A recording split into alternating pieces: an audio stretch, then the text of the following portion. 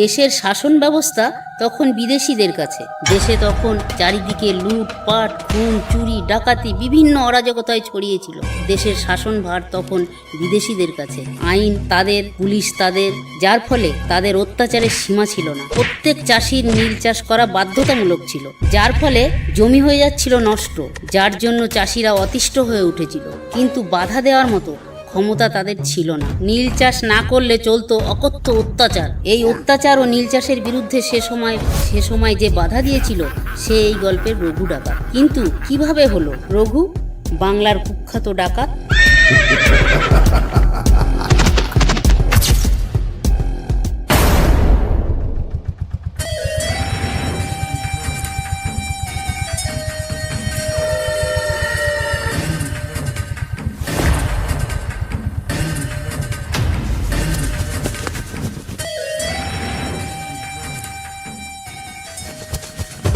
কিরে মদন, এভাবে ছুটছিস কেন? আগে আগে ঠাকুর মশাই, ঘাটে কতগুলো জাহাজ এসেছে। লোকগুলোকে দেখতে এদেশীয় তো মনে হলো না। তার মানে আরো বিদেশির আগমন ঘটেছে দেশে। তুই শিগগির খবরটা গায়ে সবাইকে জানিয়ে দে। ঢাল চড়কি নিয়ে সবাইকে তৈরি থাকতে বল।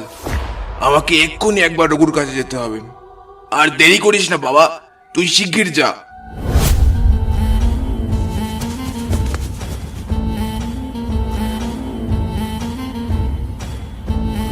কর্তা কর্তা মানে সাইডা দিন।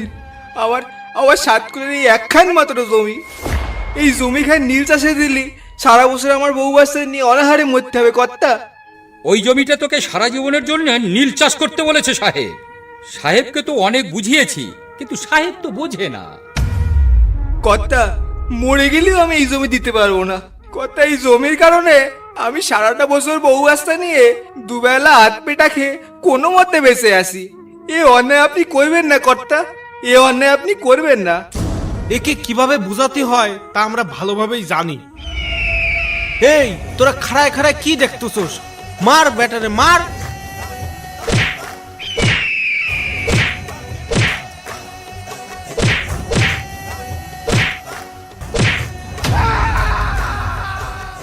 দুই দিন সময় দিলাম, তার মধ্যে জমির দলিল সাহেবের কাছে জমা দিয়ে আসবি। তা না হলে এরপর আর তোকে বাঁচিয়ে রাখবো না, একেবারে মেরি ফেলবো হারামজাদা।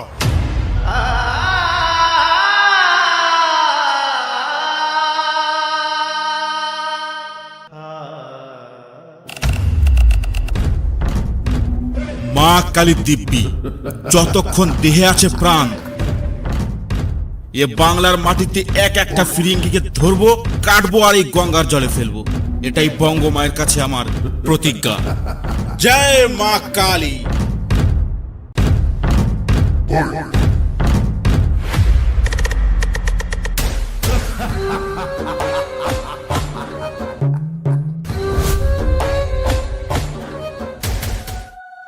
বাবা রঘু, তোকে একটা কথা বলি শোন। তুই যে সারাদিন এদিক সেদিক ঘুরে বেড়াস, এইভাবে কি দিন চলবে? ধর্মে কর্মে মন না দিলে, পুজো পাঠ না করলে তোকে তো না খেতে পেয়ে মরতে হবে। আর ভালোভাবে পুজো না করলে লোকে তো কেউ তোকে ডাকবে না। ওসব নিয়ে তুমি কোনো চিন্তা করো না বাবা। পুজো করে দক্ষিণা না নিলে দেখবে সবাই আমাকে ডাকছে। তা দক্ষিণা না নিলে খাবে কি? সংসারটা চলবে কি করে তোর? বউ বাচ্চাকে না খাইয়ে মারবি? কেন? আমাদের ধানের জমিগুলো রয়েছে তো, আরো বড় বড় বাগানও রয়েছে। এর থেকে বেশি কিছু চাই না, ওতেই আমার হয়ে যাবে। তা তেল নুন কিনবি কি দিয়ে? কেন? ধান বেচে, কাপড় বেচে। কাপড় বেচবি? হ্যাঁ, পুজোর সময় তো আমাদের প্রণামীর কাপড় দেয় সবাই। তা অত কাপড় আমাদের কি কাজে লাগবে? তাহলে পুজোর সময় যে গরিব দুঃখীদের কাপড় চোপড় দেয় সেগুলো কি বন্ধ করে দিবি? কেন? তাহলে বেচার জন্য কাপড় পাবি কোথায়? তাহলে ভিক্ষা করব। বামুনের তাতে দোষ কোথায়? কিন্তু দেবতার পুজো করে মজুরি নিলে তাতে তো পাপ হয়। শোনো শোনো শোনো, সমস্ত কৃষকদের জানানো যাচ্ছে যে বিঘা প্রতি 3 কাঠা জমিতে নীল চাষ করা সবার বাধ্যতামূলক। সেই জমিতে যা নীল চাষ হবে তার দাম ঠিক করে দেবেন নিজেই আমাদের নতুন ম্যালকম সাহেব। কোম্পানির হাব ভাব আমার ভালো লাগছে না। কখন কি কার সর্বনাশ হয় সেটাই ভাবছি। ওসব নিয়ে তুমি কোনো চিন্তা করো না বাবা, আমাদের কিচ্ছু হবে না। কিন্তু বাবা, আমার পাশের গায়ে একটা নিমন্ত্রণ আছে, আমি বিকেলের মধ্যে ফিরে আসব। আমার সেখানে যেতে হবে, তুমি সাবধানে থেকো। আর বাবা, আমার সকাল সকাল যেতে হবে বুঝলে, আমি এখন আসি। ঠিক আছে বাবা, সাবধানে যাস।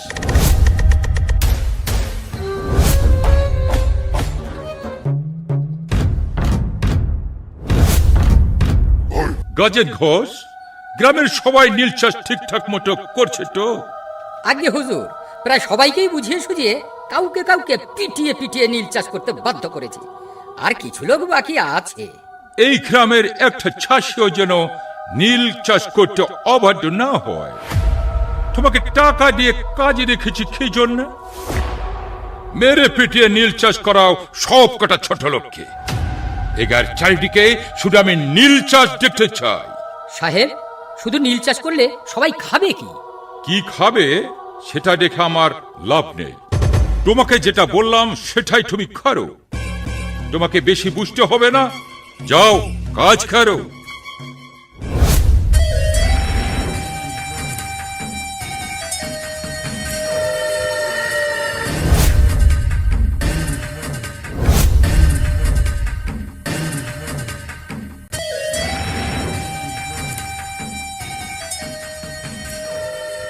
রামাচার্য মশাই, বাড়িতে আছো? ও ঠাকুর মশাই, বলি কোথায় গেলে? বাইরে এসো।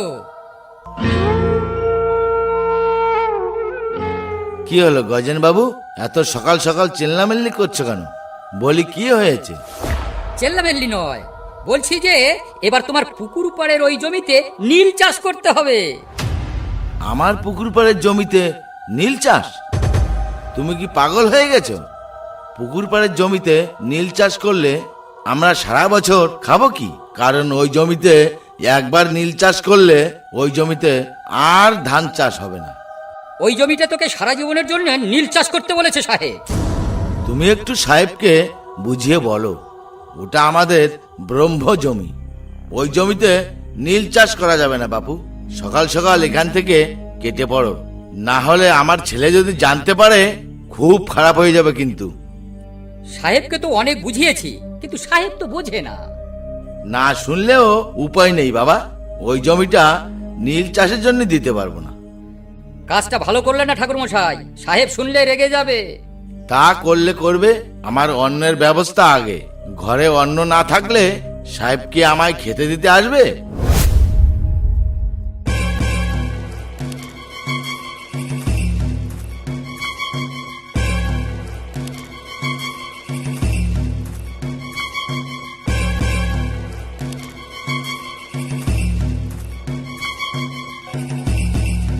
ঠাকুর মশাই, তোমাকে তলব করেছে নীলকুঠির সাহেব। কেন? সেখানে গিয়ে কি করব আমি? চলো, সেখানে গিয়ে টের পাবে। আর না গেলে তোমাকে বেঁধে নিয়ে যেতে বলেছে সাহেব। চলো দেখি দেখি কি অপরাধ করলাম আমি। ওখানে গেলে হাড়ে হাড়ে টের পাবে গজেন ঘোষের কথা অমান্য করার মজা।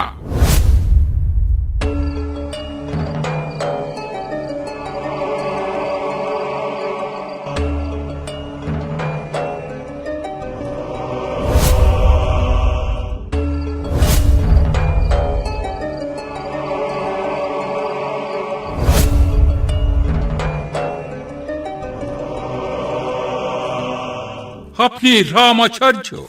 আজ্ঞে হ্যাঁ সাহেব। তোমাকে পুকুর পাড়ের জমিতে নীল চাষ করতে বলেছিল গজের? আজ্ঞে হ্যাঁ সাহেব। কেন করোনি? হুজুর, ওই জমিতে নীল চাষ করলে আমার 14 গোষ্ঠী না খেতে পেয়ে মরবে। তাই ওই জমিতে নীল চাষ কি করে করি বলো তো? কেন? ইট খাবে, পাথর খাবে? সাহেব, আপনি কি এইসব খেতে পারবেন? জবাবটা ওকে।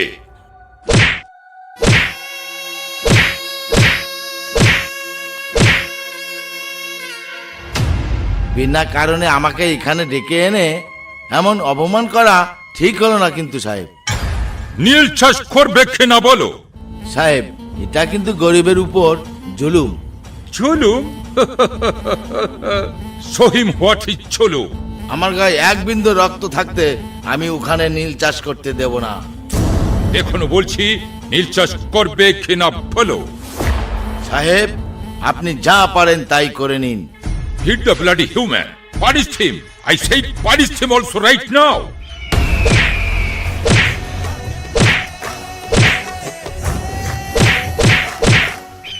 হুজুর, ঠাকুর মশাই মনে হয় মারা গেছে। What? He's dead? হুজুর, এবার কি হবে? এই কি করলো তোরা?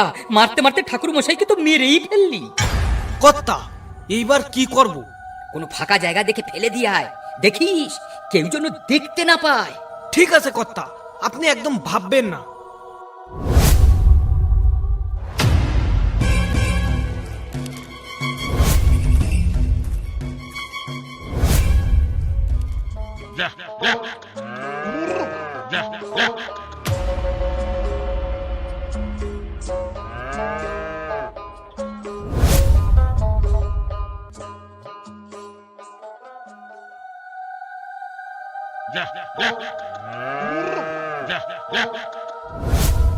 আরে আরে, ও কাকে রেখে যাচ্ছে ওই গাছতলায়? হ্যাঁ, ও তো মতি। হে বেটা গজেন ঘোষের চামচা। ওই যে ওই যে ওই যে পালিয়ে যায়। ওই তো পালিয়ে গেল আমাকে দেখে।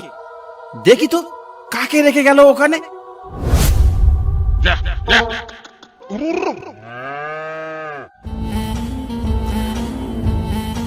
আরে, এ তো আমাদের রাম আচার্য। হায় হায়, দাদা, ও দাদা, কি হলো গো তোমার? আমাকে গজেন ঘোষ আর সাহেব মিলে মেরেছে।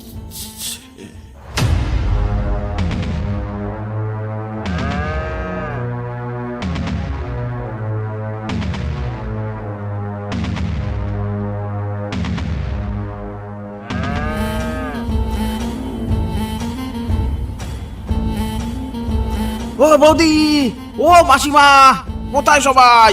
বাইরে এসো। হায় হায় রে, সর্বনাশ হয়ে গেছে রে, সর্বনাশ হয়ে গেছে।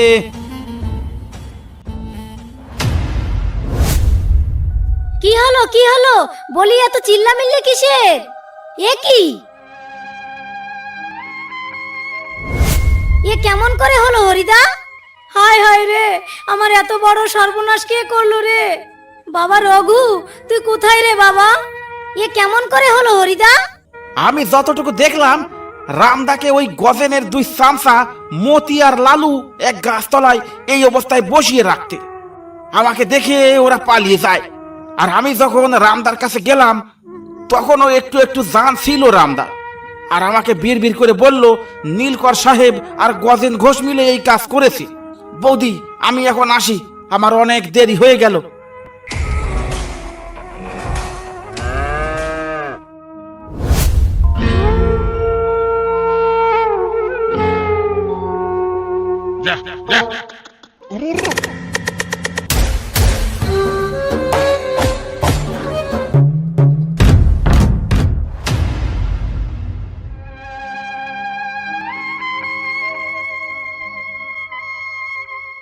মা, পিসি, বাবার এই অবস্থা কি করে হলো? সকালবেলা দুজনে এসে ডেকে নিয়ে গেছিল নীলকুঠির উদ্দেশ্যে। তারপর হরি এসে বলল, ওই নীলকর সাহেব আর গজেন ঘোষ তোর বাবার এই হাল করে দিয়েছে। কবিরাজ এসেছিল, ওষুধ দিয়ে গেছে, কিন্তু কিছুই খেতে পারছে না। মা, আমি একটু আসছি। বাবা রঘু, কোথায় যাচ্ছিস তুই?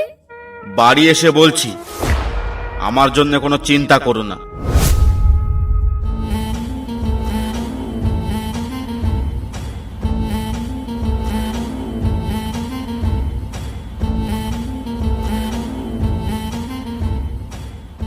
কবিরাজ কাকা, কবিরাজ কাকা, বাবাকে কেমন দেখলে? ভালো নয় বাবা রঘু, ভালো নয়। কেন কবিরাজ কাকু, কি হয়েছে বাবার? মাথায় আর ঘাড়ে খুব চোট লেগেছে, বুঝলি বাবা। ওই নীলকুঠির কাছারিতে ডেকে নিয়ে খুব মেরেছে বাবাকে, মেরে পথের উপর ফেলে রেখেছিল। তা হতে পারে, কিন্তু আঘাতের কোনো চিহ্ন দেখতে পাচ্ছি না, বুঝলি বাবা রঘু। মাথা